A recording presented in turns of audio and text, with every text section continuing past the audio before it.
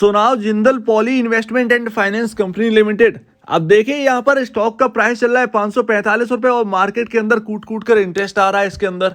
अब ये क्यों? क्योंकि इसके एक स्टॉक की वैल्यू लमसम अगर आप मोटा मोटा देखें तो 5,000 या 7,500 रुपए के आसपास बैठती है। स्टॉक वर्क कर रहा है 545। तो यहाँ पर रिटर्न कमाने का ज्यादा मौका है। और अगर आप देखें तो पर शेयर बहुत ज्यादा वैल्यू क्रिएट करता है ये स्टॉक, लेकिन स्टॉक जो है ना वो बिल्कुल अंडर परफॉर्मेंस पर बना हुआ है। अब यहाँ पर इन्वेस्टमेंट करना चाहिए, कितना इन्वेस्टमेंट आपको करना चाहिए, क्या करती है ये कंपनी, ये तो पता होना चाहिए। हमने तो देख लिया Jindal poly investment and finance company limited है। इसके कॉम्पिटिटर कौन कौन है वो भी मैं आपको बताऊंगा। टाटा भी इसी रेस में है, टाटा का भी स्टॉक लिस्ट है, उससे कंपेयर करेंगे और देखेंगे यहाँ पर इन्वेस्टमेंट के लिए कितना रुपए लगाना चाहिए। बहुत छोटी रकम लगा देंगे, पैसा आपका यहाँ पर जो है ना मल्टी टाइम्स यहाँ पर बनने की चांसेस है। तो ये रहा है इस स्टॉक का chart, Jindal poly investment and finance company. अब देखिए यहाँ पर ना आप कहेंगे कि वैल्यू क्रिएट नहीं करी है, ऐसा कुछ भी नहीं है। 10 टाइम 11 टाइम के आसपास वैल्यू क्रिएट कर दी है इस स्टॉक ने पहले ही। आप जिस भाव पर देख रहे हैं वो भाव आपका हाईएस्ट प्राइस है इसका। कभी 2021 सितंबर में इस स्टॉक का प्राइस था 41 रुपए और आपका स्टॉक वर्क कर रहा है 545 रुपए, 650 के आसपास का हाई है। अब बताइए, आप कहें कि वैल्यू क्रिएट नहीं करी है, अभी तो और वैल्यू यहाँ पर ना 10 टाइम 15 टाइम के आसपास की वैल्यू क्रिएशन यहाँ पर हो सकती है अभी भी इस प्राइस पॉइंट पर। लेकिन अगर आप देखेंगे पहले तो पैसा यहाँ पर 10 टाइम ऑलरेडी बन चुका है, 10 टाइम से ज़्यादा पैसा बन चुका है। तो आप ऐसा नहीं है कि आप एक ऐसा स्टॉक देख रहे हैं जो कि आपको पैसा बना के नहीं दिया। 2021 बहुत दूर की बात नहीं है, अभी 2023 मई का है, आप 2021 सितंबर की बात कर रहे हैं। सो वैल्यू तो अभी क्रिएट हुई है इसके अंदर और क्रिएशन होना स्टार्ट हुई है, अभी ये थकेगा नहीं, वैल्यू बहुत है जिस तरीके से। और नंबर ऑफ शेयर्स मार्केट के अंदर सिर्फ 30 लाख हैं जिसमें आप ट्रेड कर सकते हैं, जिसमें आप इन्वेस्टमेंट कर सकते हैं, ट्रेड कर सकते हैं। ट्रेड के लिए तो बहुत छोटा शेयर बचेगा। देखते हैं यहाँ पर क्या निकल कर आता है। तो सबसे पहले ये समझते हैं कि जिंदल पॉली इन्वेस्टमेंट कॉर्पोरेशन करते क्या है एक्चुअल में। देखिए, जो होल्डिंग कंपनीज होती है ना वो या तो अपने ही कंपनी के अंदर जो सब्सिडरी कंपनी होती हैं, जैसे जिंदल है तो जिंदल की बाकी कंपनियां जो है ना उनके अंदर थोड़ा करके स्टेक ले लेगी। कोई अगर असेट होगा तो उसके अंदर स्टेक ले लेगी, असेट एक्वायर कर लेगी, वो असेट यहाँ पर जो है ना पैसा बना के देने। हाल ही अगर आप देखेंगे 1 साल पहले तो ये स्टॉक क्यों भागा था, देखिए ये एक्चुअल में अगर आप देखेंगे तो इन्होंने एक कोई प्लांट एक्विजिशन किया था, वो प्लांट एकदम बर्बाद हो चुका था, उसको इन्होंने स्टार्ट किया और आज देखिए वो इनके लिए पैसा जनरेट, कैश मशीन बनकर बैठा है वो प्लांट। तो उससे जो है ना बहुत तगड़ा यहाँ पर जो है ना अर्निंग हो रही है इस कंपनी को। अब होल्डिंग कंपनी है तो जिंदल की कुछ कंपनियों के अंदर इनकी भी होल्डिंग है, राइट। जैसे किसी के अंदर 10% के आसपास एक्विजिशन कर रखा होगा, एक्वायर कर रखा होगा, तो 10% स्टेक इनके पास है जिंदल की किसी सब्सिडी कंपनी की या बाकी और कंपनीज की। और बाहर के अंदर बाहर भी जो कंपनीज हैं उनके अंदर भी इन्वेस्टमेंट ये कर सकते हैं। तो यहाँ पर ना होल्डिंग कंपनी का यही काम होता है। अमेरिका में बड़ी बड़ी होल्डिंग कंपनियां हैं, आप देखिए बर्कशायर जो यहाँ पर वॉरेन बफेट की कंपनी है वो भी एक होल्डिंग कंपनी है, राइट। सबसे महंगा, शायद मेरे ख्याल से सबसे महंगा स्टॉक वही है, 1.5-2 करोड़ के आसपास का वही शेयर है, एक शेयर की वैल्यू 2 करोड़ के आसपास की है, राइट। तो वो उनका क्या है, उनका 100 से ज्यादा कंपनियों के अंदर इन्वेस्टमेंट है, स्टेक है। वो जब चाहे तब किसी भी कंपनी का सीईओ चेंज कर सकते हैं, इतनी पावर रखता है वो कंपनी, ठीक है। और यहाँ पर कैश की बात करें तो बहुत है, लेकिन ऐसी चीजें ना इंडिया में होते हुए बहुत कम दिखती हैं। इन्वेस्टमेंट कंपनी, होल्डिंग कंपनी तो बना ली, लेकिन इन्वेस्टमेंट अगर बात करें तो ग्रुप के बाहर ये बहुत कम करते हैं।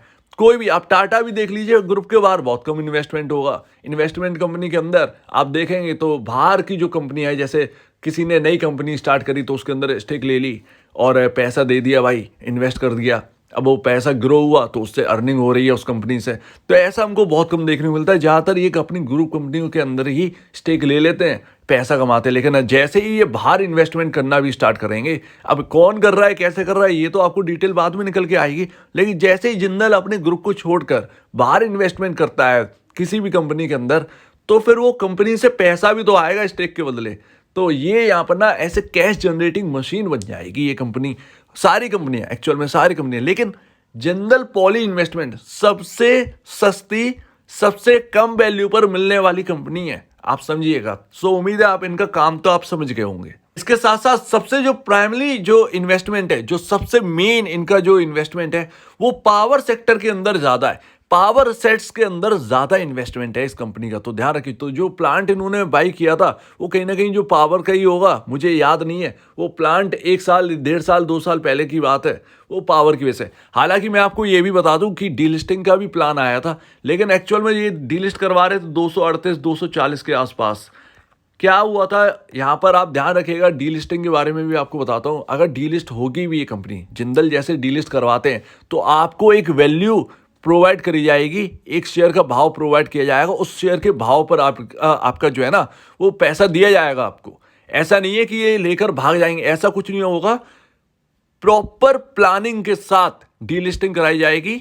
आपके इन्वेस्टमेंट का एक एक चीज का ध्यान रखा जाएगा। ये कोई छोटी मोटी ग्रुप की कंपनी नहीं है, बड़े ग्रुप की कंपनी है, इस बात का ध्यान रखिए। ये पहले हो चुका है, डीलिस्ट नहीं हो पाई कंपनी, क्योंकि भाव था यहाँ पर 1500 के आसपास का। शेयर आप डीलिस्ट करवाने के लिए 238 पा रहे, शेयर होल्डर्स ने मना कर दिया। तो ऐसी होती है बड़े ग्रुप की कंपनी, राइट। डीलिस्टिंग के लिए प्रपोजल रखते हैं, ऐसा नहीं है कि एकदम ही भाग गए, ऐसा नहीं होता बिल्कुल भी ऐसी कंपनियों के साथ। अब यहां पर मार्केट कैप देखिए, 569.59 करोड़ का मार्केट कैप है इस कंपनी का।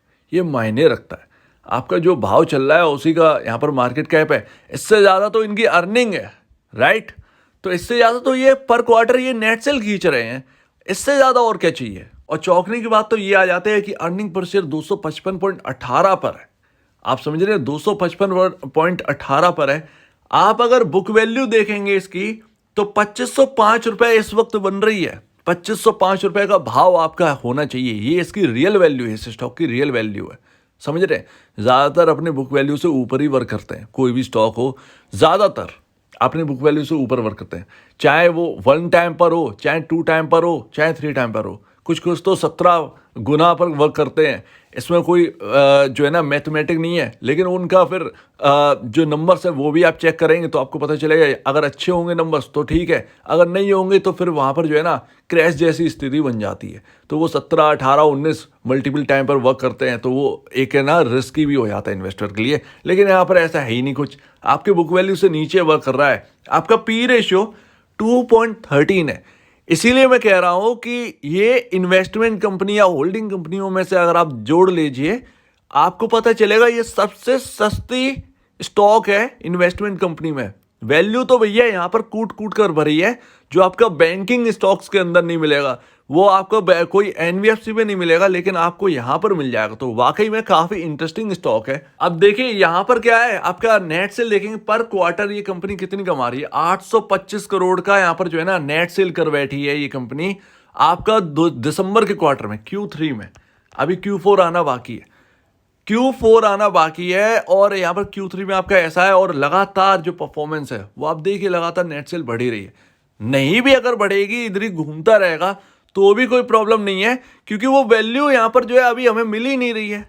अगर हम महंगे होते और तब अगर यहाँ पर जो है ना अप डाउन हमको देखना पड़ता, तब कोई अलग बात होती। लेकिन जब वैल्यू अभी हमें मिली ही नहीं है, इस स्टॉक को वो वैल्यूएशन मिली ही नहीं है, तो फिर क्या आप यहाँ पर जो है ना नेट सेल आप देख रहे हो। इसकी नेट सेल पर क्वार्टर का जो कमाई है वो इसके आपके मार्केट कैप से ज्यादा है। मान लीजिए अगर 5 गुना मार्केट कैप हो गया आपका, 2500 करोड़ का मार्केट कैप हो गया, 2500 करोड़ तो इसकी बुक वैल्यू है। समझ रहे हैं ना। तो ये इन्वेस्टमेंट का यहाँ पर आप देखिए, मतलब मेरी तो नजर गई नहीं, मेरी गई थी JSW होल्डिंग पर, उसको मैं ज्यादा ट्रैक कर रहा था। टाटा इन्वेस्टमेंट पर देख के ही मैं थोड़ा सा पीछे हट गया। अब एक स्टॉक लिस्ट है, बारी आ चुकी है कंपैरिजन की, टाटा इन्वेस्टमेंट कॉर्पोरेशन, ये नाम से आपको स्टॉक मिल जाएगा। आपको यहाँ पर वो स्टॉक है कुछ 12 15 या 2000 के आसपास का स्टॉक चल रहा है। अभी देखेंगे उसका प्राइस आ जाएगा। क्या करते हैं ये, लॉन्ग टर्म इन्वेस्टमेंट करते हैं उन कंपनियों के अंदर, या तो इनकी खुद के टाटा ग्रुप की जितनी कंपनियां हैं उसके अंदर इनका इन्वेस्टमेंट है, और ये स्टेक ओन करते हैं। तो उससे जो आने वाली आय है उससे इनकी आय बनती है, ठीक है ना, उससे इनके फंडामेंटल बनते हैं। सो ये बाकी टाटा इन्वेस्टमेंट जगह जगह और इन्वेस्टमेंट करती है। जैसे कि कोई कंपनी नई स्टार्ट होती है तो उसके अंदर ज़्यादातर इन्वेस्टमेंट करती है, तो वो कहीं ना कहीं टाटा इन्वेस्टमेंट कॉर्पोरेशन से कराती है कहीं ना कहीं। तो इस तरीके से ये भी एक होल्डिंग कंपनी है, तो ध्यान रखिए। लेकिन ज़्यादातर इन्वेस्टमेंट जो इनका है ना वो टाटा ग्रुप के अंदर ही है, टाटा ग्रुप के बाहर नहीं है। अब आप देखिए कि टाटा इन्वेस्टमेंट कॉर्पोरेशन लिमिटेड की वैल्यूएशन कितनी है। जरा मार्केट कैप पर गौर करिएगा, 11,034 करोड़ का मार्केट कैप है। आपने जिंदल का देख लिया, 500 करोड़ का मार्केट कैप है। टाटा इन्वेस्टमेंट को मार्केट है यहाँ पर जो है ना, जो वैल्यूएशन प्रोवाइड करवा रहा है वो 11,034 करोड़ की है। स्टॉक का प्राइस 2175 है और अर्निंग पर शेयर आपका 49.76 है। पी रेशियो आपका सबसे मोस्ट इंपॉर्टेंट आपका यही है, पीई रेशियो 43.71। आपके जिंदल पॉली इन्वेस्टमेंट का 2 का पी रेशियो चल रहा है, 2 पर आपका पी रेशियो चल रहा है। टाटा इन्वेस्टमेंट कॉर्पोरेशन 43.71 का पी रेशियो लेकर बैठी है। अभी मैं अगर इन्वेस्टमेंट करने जाऊंगा, ठीक है ना, मैं अगर इन्वेस्टमेंट करने जाऊंगा तो किस कंपनी में करूंगा? मैं 2 के पी पर करूंगा या फिर मैं 43 के पी पर करूंगा? तो ये अपने को डिसाइड करना है। यहाँ पर आप बुक वैल्यू देखिए तो 4019 की बुक वैल्यू है, 4019 की बुक वैल्यू है। आप ध्यान रखिए, होल्डिंग कंपनी डिस्काउंट भी चलती है। होल्डिंग कंपनी का जो स्टॉक का प्राइस है वो कहीं ना कहीं आपको डिस्काउंट पर ही मिलता है, ये बात और ध्यान रखिएगा। तो ये डिस्काउंटेड है, लेकिन आपका जिंदल जो है ना वो आप ये नहीं कह सकते कि डिस्काउंटेड है, राइट। डिस्काउंट अगर होता तो वो अपने बुक वैल्यू के 20% का डिस्काउंट दे दो। अगर इस तरीके का बुक वैल्यू का डिस्काउंट दोगे तो ऑलमोस्ट यहाँ पर जो है आपका लमसम 2000 तब भी मोटा मोटा बैठता है। तो मैं टाटा इन्वेस्टमेंट कॉर्पोरेशन को अगर मैं ट्रैक करूं तो मुझे पता चलता है कि जिंदल पॉली इन्वेस्टमेंट के अंदर वैल्यूएशन बहुत बहुत ज़्यादा कम है। इसका मतलब ये है कि पैसे कमाने का, पैसे छापने का मौका उसके अंदर ज़्यादा आता है, लेकिन कितना लगाना चाहिए, क्योंकि होल्डिंग कंपनी ना भाई डली रहती है थोड़ा सा, लेकिन देगा तो बहुत अच्छे से देगा जिंदल, ये आप ध्यान रखिएगा। तो देखिए, आप चीज़ें तो समझ में आ गई। अब मैं यहाँ क्या करूँगा, देखिए मेरा तो इंटरेस्ट बन गया है। मैं अगर यहाँ पर करूँ इन्वेस्टमेंट तो मुझे कितना करना हो मेरे लिए। जैसे कि मैं आपको एक बात बताऊँ, आपका इन्वेस्टमेंट अगर करने का मन है तो आप फिर इन्वेस्ट करके रखिएगा, क्योंकि ऐसे स्टॉक्स के अंदर भी अगर आप डरेंगे तो फिर कोई मतलब नहीं है। बहुत ज़्यादा पैसा कूद कर लगा दें, कोई मतलब नहीं। अपनी कैपेसिटी के हिसाब से लगाइएगा, उतना ही लगाइएगा जितना कि आपको निकालने का यहाँ पर ना परेशानी ना हो। मतलब आपका ये ना हो कि अरे खर्चे बढ़ गए, शेयर बेच लेते हैं ये जो मेरे पास रखे हैं, तो ऐसा ना हो। उतना ही इन्वेस्टमेंट करिए जो जिससे आपको फर्क ना पड़े कि अगर इन्वेस्टमेंट आपका है तो आपको निकालने की जरूरत ना पड़े, उतना ही। अगर आपकी कैपेसिटी है 3 शेयर की तो आप 3 शेयर डाल के छोड़ दीजिए। अगर आपकी कैपेसिटी है 10 शेयर की, 10 शेयर डाल के छोड़ दीजिए, भूल जाइए, ज़्यादा बेहतर है। आप सोचिए कि मैंने थोड़े से कपड़े ले लिए, मैंने जीन्स ले ली 2-2.5 हज़ार रुपए की, मैंने शर्ट ले ली 1,000 रुपए की, 3,500 रुपए के कपड़े मेरे बन गए। समझिए कि इस कपड़े के एक हिसाब से, एक जोड़ी कपड़े का आपने इन्वेस्टमेंट ऐसे स्टॉक के अंदर कर दिया, क्योंकि कब चलेगा कैसे चलेगा पता नहीं, राइट। होल्डिंग कंपनी लगातार वहीं डली रहती है। एक बार इसके अंदर वैल्यूएशन क्रिएशन यहाँ पर स्टार्ट हो गया, वैल्यू क्रिएशन, तो आप ध्यान रखिएगा कि वो लगातार बढ़ते जाएगा, पकड़ नहीं पाएंगे स्टॉक को। क्योंकि उसका भी एक रीजन है, नंबर ऑफ शेयर्स मार्केट के अंदर 30 लाख अवेलेबल है, 74% स्टेक यहाँ पर जो प्रमोटर है उनके पास है, 74%, यानी 74 लाख शेयर्स उनके पास है। बचा कुचा जो शेयर है वो यहाँ पर मार्केट में, उसके अंदर आपका जो आपके पब्लिक शेयर होल्डर्स हैं उनके लिए जगह बनती है। तो उसके अंदर आप ये मानिए मोटा मोटा आपका यहाँ पर इन्वेस्टमेंट जो बचा कुचा जो शेयर होगा फ्री वाला, वो 3 लाख शेयर्स यहाँ पर जो है ना बचे अच्छे होंगे। उसी के अंदर यहाँ पर जो है ना ट्रेडिंग चल रही है। तो जैसे ही वो खरीदने स्टार्ट हुए, शेयर यहाँ पर कम हुआ, वो यहाँ पर जो है ना बहुत ही से दौड़ने लगेगा। तो ये है स्टॉक की कहानी, नंबर ऑफ शेयर्स बहुत कम है, दौड़ेगा तो इतना बुरी तरीके से दौड़ेगा कि आप पकड़ नहीं पाएंगे। वही बात है जो कि मैंने कहा कि इन्वेस्टमेंट करिए, अपने हिसाब से करिए, उतना करिए कि आपको निकालने का जरूरत ना पड़े। एक बार इन्वेस्टेड हो गए तो आप ये समझिएगा भूल जाना है ऐसी कंपनियों के अंदर, राइट। अब देखिए चार्ट पर क्या है, चार्ट पर आपका कोशिश करी है 52 वीक हाई तोड़ने की, 644 रुपए, 644 रुपए तोड़ने की हाई कोशिश करी है। ये आपका ऑलमोस्ट आपका हाई है 2022 आपका अक्टूबर नवंबर की तरफ का इसने हाई बनाया था 644 रुपए का। लमसम 10 दिन पहले या 9 दिन पहले यहाँ पर जो है ना कोशिश करी गई थी 644 की निकालने की, ये कैंडल बताती है। लेकिन 644 से ये लौट गया, वापस लौट गया, राइट। लेकिन आपका जो है ट्रेंड लाइन अगर मैं देखूं, आपका सॉरी आपका जो एवरेज लाइन है बॉलिंजर बैंड का अगर लगाएंगे, क्योंकि आजकल ना मार्केट जो है निफ्टी वो बॉलिंजर बैंड को बहुत ज़्यादा फॉलो कर रहा है। अगर आप देखेंगे आप पैसे कमा सकते हैं उससे, आप बच भी सकते हैं उससे, राइट। आपको अगर मार्केट का ट्रेंड समझनी है आप उसको लगा लो। यहाँ पर भी यही कहानी है, जरा सा भी यहाँ पर ब्रेक करने की कोशिश नहीं करी है इस स्टॉक ने, राइट। तो कल यहाँ पर गिरावट हुई, लेकिन उसी जगह से आप देखिए लाइन से बिल्कुल उसी से सपोर्ट लेके बैठ गया। तो कहीं ना कहीं यहाँ पर चांसेस ज्यादा है, जैसे ही 644 ब्रेक होगा यहाँ पर तेजी से दौड़ेगा वो 52 वीक हाई, या फिर कहें आप लाइफ टाइम हाई तोड़ दिया इस स्टॉक ने, ऐसे यहाँ पर जो है ना आप सोच सकते हैं, ऐसे आप समझ सकते हैं।